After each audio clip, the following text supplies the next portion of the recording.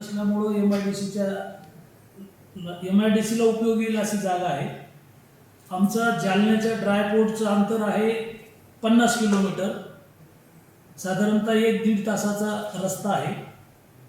उंबरखेडपासून railway station आहे, 25 kilometre अंतरावर आहे. उंबरखेडपासून एअरपोर्टचं अंतर 120 किलोमीटर आहे, 1.5 तासाचा रस्ता आहे. एमआयडीसीला जेवढं पाणी लागेल तेवढं पाणी उपलब्ध आहे 3 किलोमीटर अंतरावर.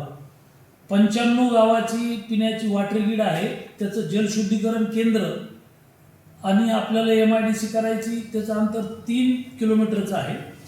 मुबलक पाणी आहे आणि त्याच्यात तरतूद ठेवली आहे. मोठ्या एमआयडीसीला जेवढं पाणी लागेल तेवढी तरतूद आहे. उंबरखेडा आपण जिथं एमआयडीसी करतो तिथून 2 किलोमीटरवर 132 केव्ही आहे आणि 3 नॅशनल हायवे आहे.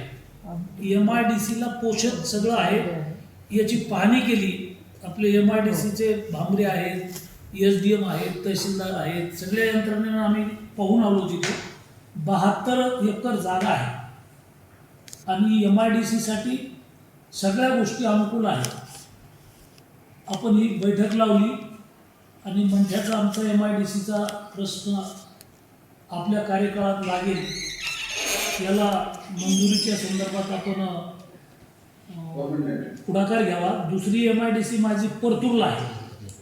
परतूरच्या एमआयडीसीमध्ये काही छोटे उद्योग सुरू झाले आणि काही जागा आता शिल्लक आहे तिथं, त्याचेही अर्ज आलेत.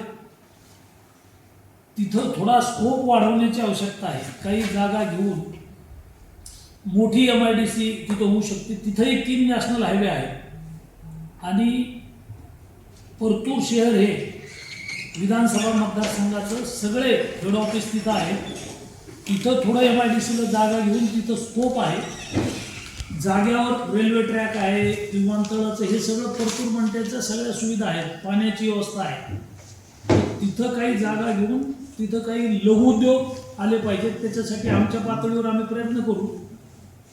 पण ते जे आत्ता एमआयडीसी आहे ती जागा खूप छोटी आहे आणि तिथं जवळपास 90% प्लॉट गेलेले आहेत, 10% शिल्लक आहे. फक्त ते रिझर्वेशनमधले प्लॉट असल्यामुळं ते मार्गी लागलं नाही, पण ते मार्गी लागेल.